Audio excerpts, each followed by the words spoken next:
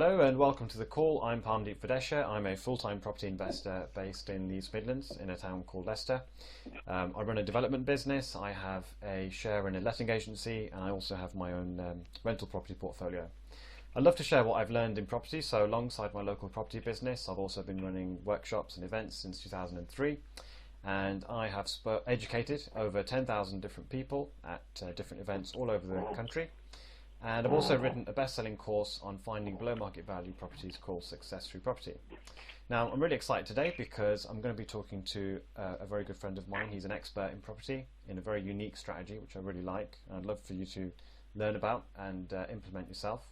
He's going to be coming along to our upcoming event, the Underground Investors Summit, on the 18th and 19th of November 2017. And he's going to be sharing what he's learned following through his journey with the different types of very unique and interesting deals that he's done. You'll also get to meet 12 other property experts who are going to be sharing all sorts of different strategies and ideas with you based on real deals that they're doing in today's climate. So all you need to do is check out the link either above or below the video to learn more about the event. And at the moment we're doing an early bird £97 ticket. It's worth £300 if you use the link. So, Immanuel, are you on the call? I am on the call. Really excited to have you on the call because I really like the recent deals you've done. I think they're really interesting, and well done to you, I think, for what you've done with them. So do you want to tell the listeners a bit about yourself and how you got started in property, first of all? Yeah, I've been in property for around about sort of 20 years, and that came about really by accident. I was working, or I had a franchise at the time for a company called Sharp's Bedrooms. It was a franchise that ran for 10 years. I knew that franchise was coming to an end, and I wanted to find another business that could give me some sort of passive income rather than have to deal with clients on a regular basis. I bought my first 4 properties. I bought 2 in Barnet and 2 in Finchley, both new build, and like most investors, I ran out of my money very quickly. I was uneducated at the time in creative concepts in property. And I still wanted to continue in the property market, but I had no more of my own money. So I then went on different property seminars and courses, and I invested in my own education, my financial IQ, to raise that, to find out how to acquire more property without having a lot of my own money. And I did that over the last period of sort of 10, 15 years, and each year I've learned different strategies, new strategies to increase my cash flow as well as my overall property portfolio. And I have quite a sizable property portfolio now throughout mainly London, but also the home counties too. Great. And you're not from a privileged background or anything, are you? I mean, you pretty much had to educate yourself. Is that correct? Yeah, I left school at the age of 16. I didn't have any really much qualifications actually. And the parting comment from my head of year teacher was that I would be a failure all my life. So there's a saying that says that, you know, a formal education will earn you a living, self-education will earn you a fortune. So thankfully, I take his advice, and I went with my own gut and my own belief that I would be successful to whatever I did. Great. So you're now you've done a couple of really interesting deals. Let's talk about the Hendon one to start with. That's one where you bought a commercial building. It had office space above. It was rented to a well-known pizza chain on the ground floor. You managed to increase the rent on the commercial element and convert the upstairs into micro studios. So do you want to tell us a bit more about that? Yeah, I deal with a number of different agents in the London area.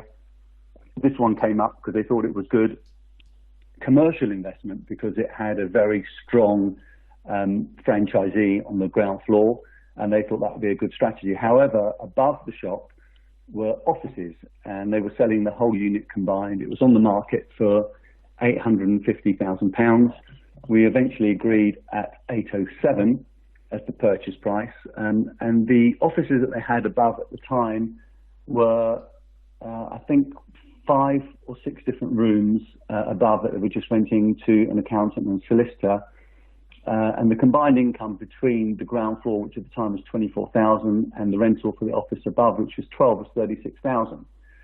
What I was able to see that these rooms, because it was an older kind of building, the rooms are much bigger, I could do what's called a hybrid of a HMO, which is actually having self-contained micro studios where I basically put in very small kitchenettes, a company called Elfin Kitchens that do a microwave, oven, fridge, hob for about a metre wide, ensuite room, having these units around between 16 and 23 square metres and renting those out like a mini studio. So instead of renting them out as a HMO where you might get $550 or £600 a room, I was able to increase that rental to between $950 and $1,050 per room.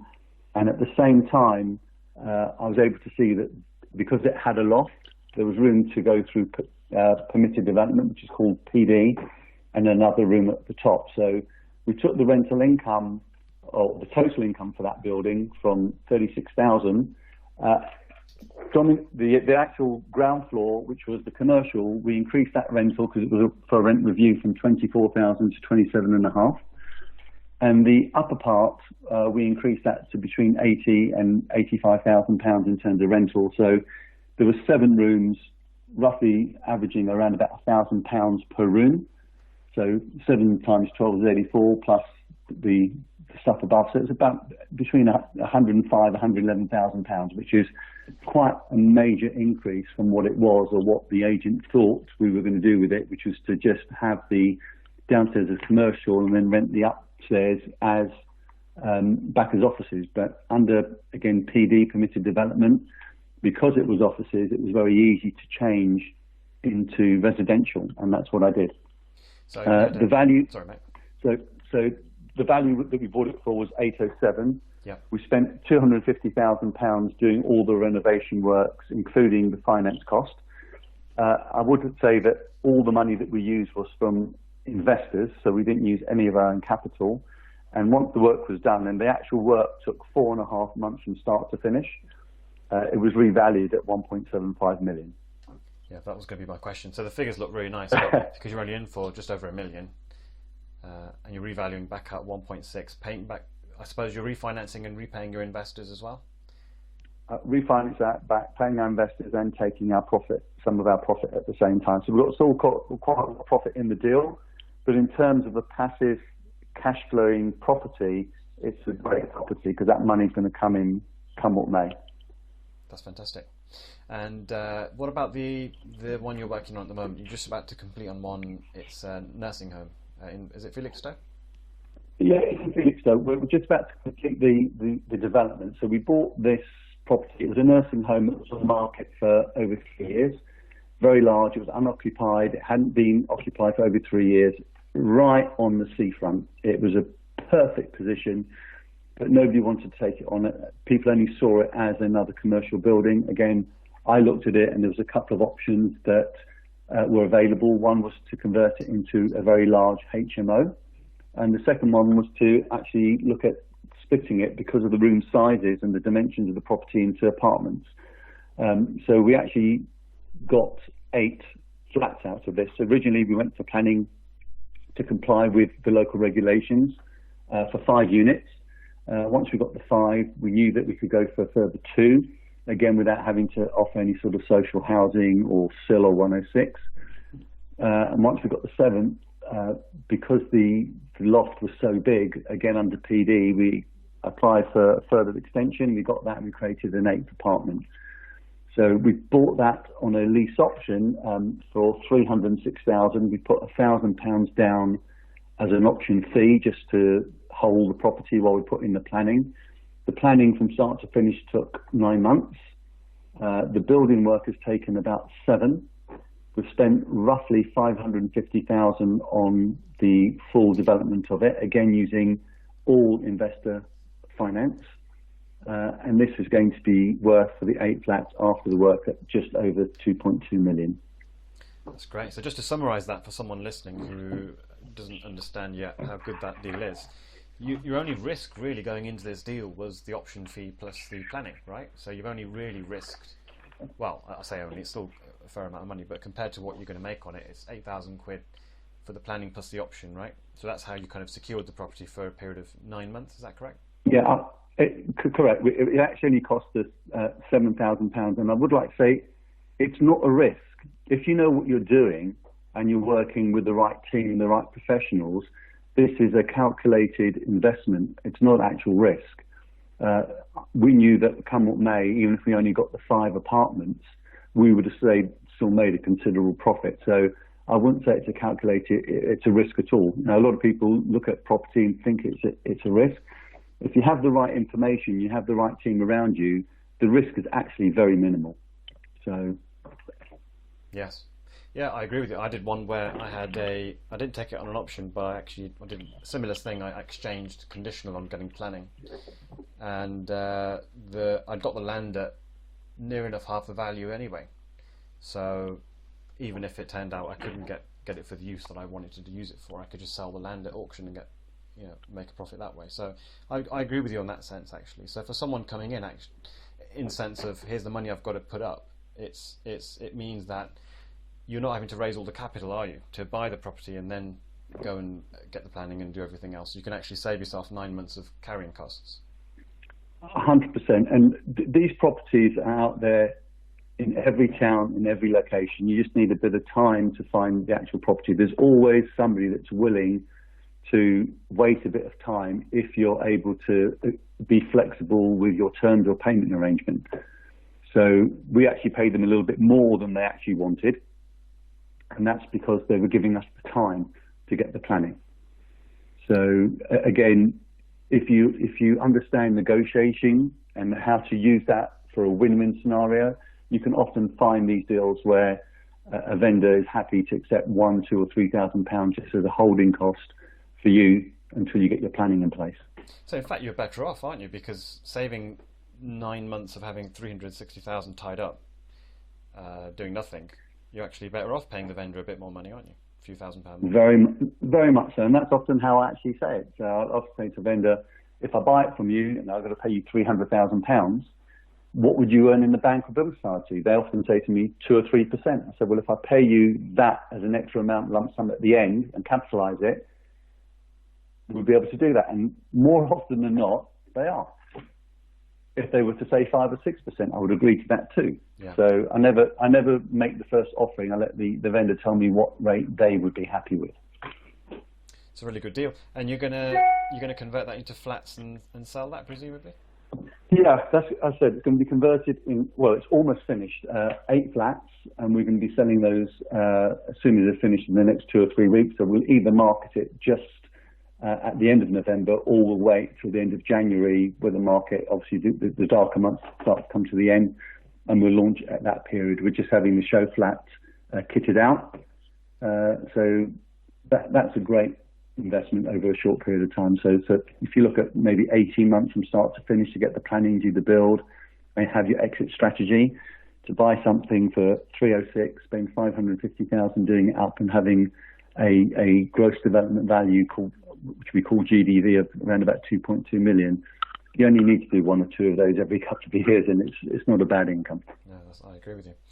So in terms of working with your funding partners, is that something now that you think you understand pretty well in terms of setting up the deals and getting the investors on board, or are there still things you still find you're learning in setting that up?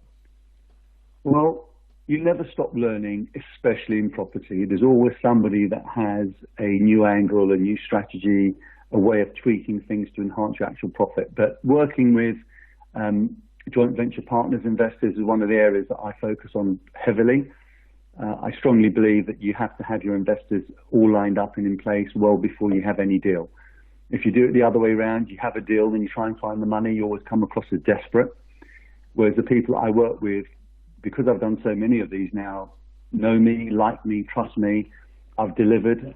So with all of my investors, they always get paid well way before I do. That's one of the conditions that I put in all of my agreements.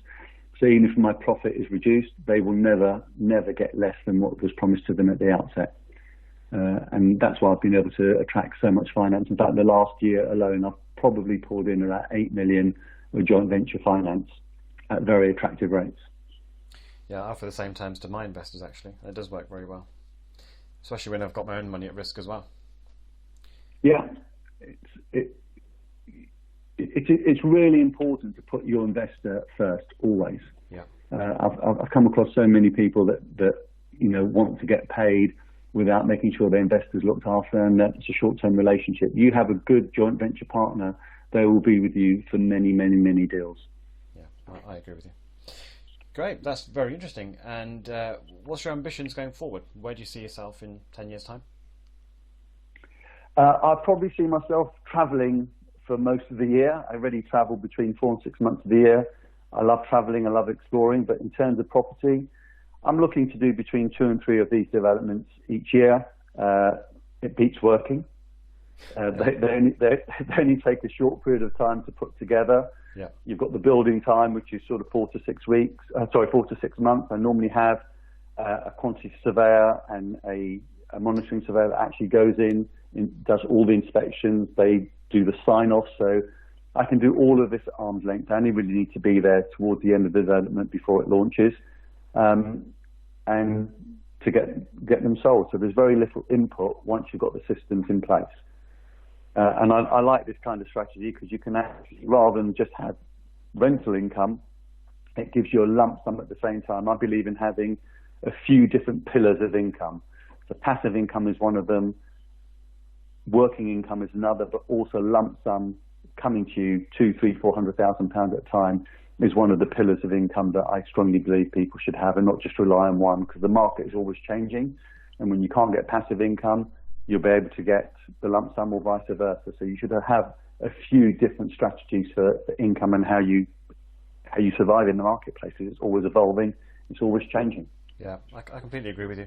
I disagree with people who have a pure, I'm only going to be a buy-to-let landlord type of strategy, because there are times when you want to have a fair amount of cash on hand because you can go off and buy a load of property if other people are having to sell them, which you can't do if all your money's tied up in property. So I completely in agreement with you there. Well, it's been really good talking to you, and I'm looking forward to hearing your talk at the Underground Investors Summit, which is going to be all about creating 50 grand, or your first 50 grand of income from property using other people's money. And I think there's a lot of people out there who would love to earn that kind of money because it would allow them to give up whatever they're doing if they so wish to do that. And if they want to go and do this full time, great. And if they want to do a bit of a hybrid like you do, that's also great because they can spend, did you say 4 to 6 months a year? 4 to 6 months, I do, very much so. That's really nice. So, I think that's one of the beauties of property. You can kind of set the business up to suit you. There's just so many different things that you can do.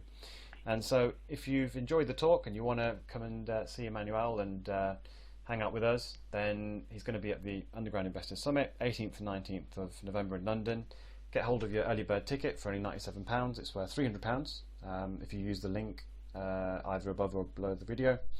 And it's a great place. You're going to meet loads of interesting speakers and a whole bunch of investors that can form joint venture partners with you. They can also be people who have significant funds that they can joint venture with you with, and just have lots of fun learning about property and increasing your knowledge base. So thanks for this, Immanuel. Appreciate it, and thanks for your time, and I'll see you soon in London. Great, look forward to it. Thank you. Bye. Bye.